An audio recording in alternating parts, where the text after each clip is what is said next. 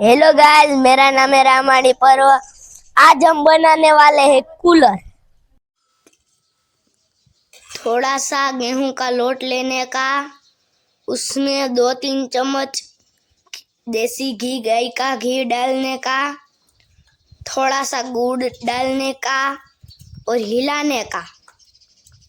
गुड़ लेने के बाद ऐसे करना है, तो अभी नागला हम बनाने की रेसिपी बताएंगे।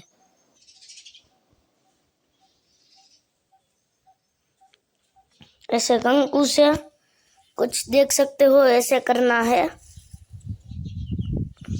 ये लाल वाला कंकु है। हेलो गाइस, हम नागला बनाने वाले हैं।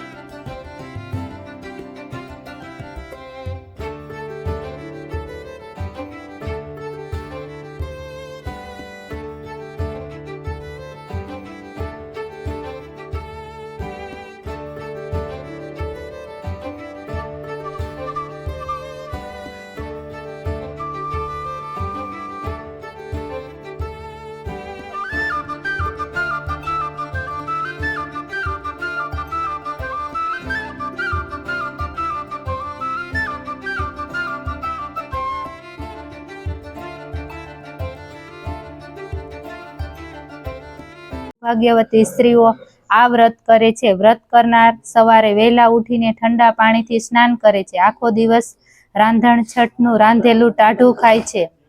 એ દિવસે ચૂલો સળગાવો નહીં, ઘીનો દીવો કરી શીતળા માની વાર્તા સાંભળવી.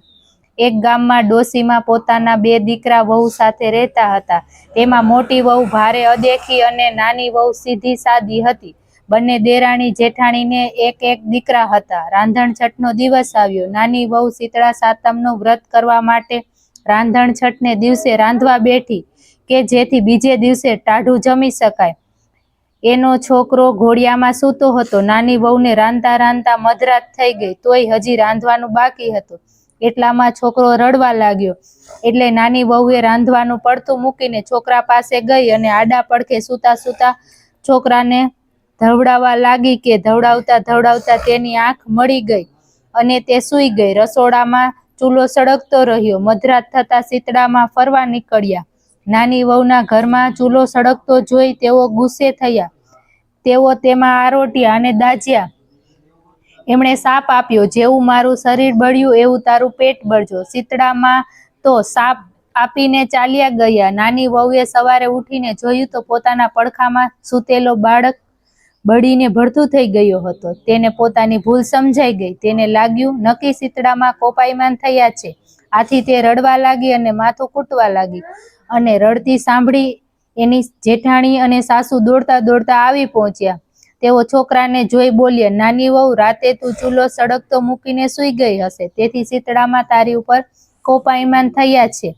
તું તારા છોકરાને લઈ શીતળા માની દેરી પાસે જા અને તારી ભૂલ કબૂલ કરી એમની માફી માંગ. માં તારી ઉપર દયા કરશે. નાની વહુ તો છોકરાને ટોપલામાં નાખી ચાલી નીકળી. રસ્તામાં એક તળાવ આવ્યું.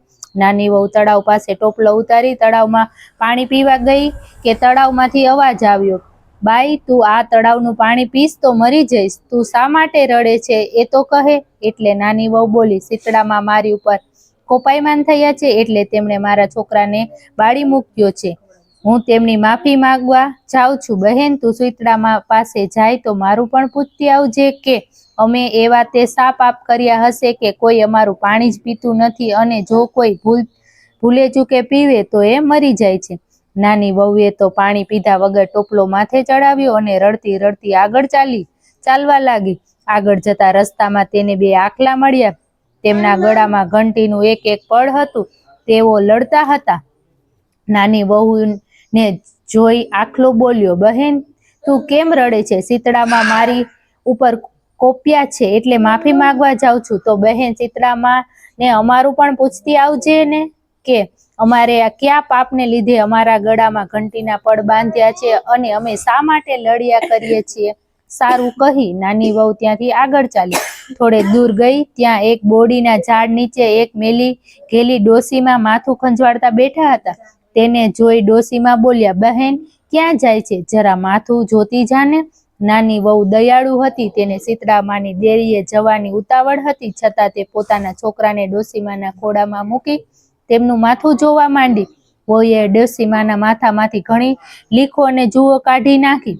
આથી ડોસીમાના માથાની ખંજવાળ ઓછી થઈ. તેમણે વહુને આશીર્વાદ આપતા કહ્યું, જેવું મારું માથું ઠર્યું એવું તારું પેટ ઠરજો. આટલું બોલતામાં તો ચમત્કાર સર્જાયો. ડોસીમાના ખોળામાં રહેલો છોકરો સજીવન થઈ કિલકિલાટ કરવા લાગ્યો. વહુ તો આશ્ચર્ય પામી. તેને ખાતરી થઈ ગઈ કે આ ડોસીમાં બીજું કોઈ નહીં પણ શીતળામાં જ છે. તે શીતળામાના ચરણોમાં ઢળી પડી. ડોસીમાની જગ્યાએ એકદમ પ્રકાશ પથરાયો અને તેની જગ્યાએ શીતળામાં ઊભા થઈ રહ્યા. નાની વહુએ શીતળામાના દર્શન કરી તેની માફી માંગી. પછી નાની વહુએ તળાવના પાણી વિશે પૂછતા શીતળામાને કહ્યું, બેટી, ગયા ભવમાં એ તળાવ એક સ્ત્રી હતી. તે બહુ અદેખી હતી અને ત્યાં કોઈ ચીજ વસ્તુ લેવા આવે તો તે કોઈને આપતી નહીં. સવારમાં વલોણા કર્યા પછી કોઈ છાશ લેવા આવે તો તે પાણી નાખીને છાશ આપે. તેના પાપનું નિવારણ એ કે તું એ તળાવનું પાણી ખોબો લઈ ચારે દિશામાં છાંટજે અને પછી તું પાણી પીએ તો પશુ પક્ષીઓ અને વેટમાર્ગો એનું પાણી પી શકશે. નાની વહુએ પછી પેલા બે આખલાની વાત પૂછી. ત્યારે શીતળામાએ કહ્યું, બેટી, આ બંને આખલાઓ ગયા ભવમાં દેરાણી જેઠાણી હતા. તેઓ એટલા બધા ઈર્ષાળુ હતા કે અડોશ પડોશના કોઈ તેમના ઘેર દળવા ખાંડવા આવે તો તે બંને જણા તેમનું અપમાન કરીને કાઢી મૂકતા. એટલે આ ભવમાં તેઓ આખલા બન્યા છે. તું એમની પાસે જઈ ગળામાં રહેલી ઘંટીના પડ છોડી નાખે તો તેઓ સંપીને રહેશે. આટલું કહી શીતળામાં અંતર્ધ્યાન થઈ ગયા. નાની વહુ રાજી રાજી થતા પોતાના દીકરાને લઈ પાછી વળી. રસ્તામાં તેને પેલા બે આખલા મળ્યા. વહુએ તેમને શીતળામાની વાત કહી સંભળાવી અને ગળેથી ઘંટીના પડ છોડી દીધા. આથી તેઓ લડતા બંધ થઈ ગયા. આગળ જતા પેલું તળાવ આવ્યું. વહુ તળાવ પાસે આવી શીતળામાની વાત કહી સાંભળી. પછી તેમને સાપનું નિવારણ માટે તળાવમાંથી ખોબો ભરી પાણી લઈ ચારે દિશામાં છાંટ્યું. પછી તે તળાવનું પાણી પોતે પીધું. ત્યાં તો ચારેય દિશામાંથી પક્ષીઓ પાણી પીવા માટે આવવા માંડ્યા. પછી નાની વહુ છોકરાને લઈ પોતાને ઘેરે આવી. ઘેરે આવીને એને પોતાના છોકરાને સાસુમાના ખોળામાં મૂકી દીધો. સાસુમાં તો છોકરાને સજીવન જોઈ રાજી રાજી થઈ ગયા, પરંતુ અદેખી જેઠાણીને આ ગમ્યું નહીં. સાસુએ પૂછ્યું, વહુ બેટા, આ બધું કેવી રીતે બન્યું? ત્યારે નાની વહુએ તેને સઘળી હકીકત જણાવી. કોઈ એક ગામમાં બીજા શ્રાવણ માસમાં રાંધણછટ આવી. ત્યારે જેઠાણીને થયું કે હું પણ દેરાણી જેવું કરું, આથી મને પણ શીતળામાના દર્શન થશે. રાંધણછટના દિવસે જેઠાણી જાણી જોઈને ચૂલો સળગતો મૂકી સૂઈ ગઈ. મધરાત થતા શીતળામાં ફરવા આવ્યા. તેઓ જેવા ચૂલામાં આડોટ્યા કે દાજ્યા એટલે શીતળામાએ જેઠાણીને સાપ આપ્યો, જેણે મને બાળી છે તેનું અંતર બળજો. બીજે દિવસે સવારે ઉઠીને જોયું તો છોકરો બળીને ભડથું થઈ ગયો હતો. આ બનાવથી જેઠાણી દુઃખી થવાને બદલે રાજી થઈ ગઈ. તે તો દેરાણીની માફક છોકરાને ટોપલામાં નાખી ચાલવા લાગી. રસ્તામાં તેને પેલું તળાવ મળ્યું. જેઠાણી પણ ટોપલો નીચે મૂકી પાણી પીવા ગઈ. ત્યાં એક જ અવાજ સંભળાયો, પાણી પીશ નહીં, નહીતર મળી જઈશ. જેઠાણીએ પાણી પીધું નહીં એટલે તળાવે પૂછ્યું, બહેન, તું ક્યાં જાય છે? જેઠાણીએ કહ્યું, હું ગમે ત્યાં જાઉં, તારે શી પંચાયત? આમ કહી તે પાણી પીધા વગર ચાલતી થઈ ગઈ. આગળ જતા બે આખલા મળ્યા. તેમણે પણ જેઠાણીને કહ્યું, બેન તું ક્યાં જાય છે? આ સાંભળી જેઠાણી ગુસ્સે થઈ ગઈ અને મોં મચકોડતા બોલી, હું ગમે ત્યાં જાઉં, તમારે શી પંચાત? આ સાંભળી આખલા કાંઈ બોલ્યા નહીં અને જેઠાણી તો ટોપલો લઈને આગળ ચાલી નીકળી. આગળ જતા રસ્તામાં પેલી મેલી ગયેલી ડોસી મળી. તે માથું ખંજવાળતી હતી. એને જેઠાણીને કહ્યું, બહેન મારું માથું જોઈ આપને. આ સાંભળી જેઠાણી બોલી, હું કાંઈ તારા જેવી નવરી છું કે તારું માથું જોઈ આપું? હું તો શીતળામાની શોધમાં જાઉં છું. આમ કહી તે ચાલી નીકળી. તે છોકરાને લઈને ખૂબ જ રડ થયો. આખરે કંટાળીને તે મરેલો છોકરાને લઈ પાછી આવી. દેરાણી ભક્તિ ભાવવાળી અને દયાળુ હતી, તેથી તે સુખી થઈ. જેઠાણી તેના સ્વભાવને લીધે દીકરો ખોઈ બેઠી. હે શીતળામાં, તમે જેવા દેરાણીને ફળ્યા એવા તમારી ભક્તિ કરનાર સૌને ફળજો. જય શ્રી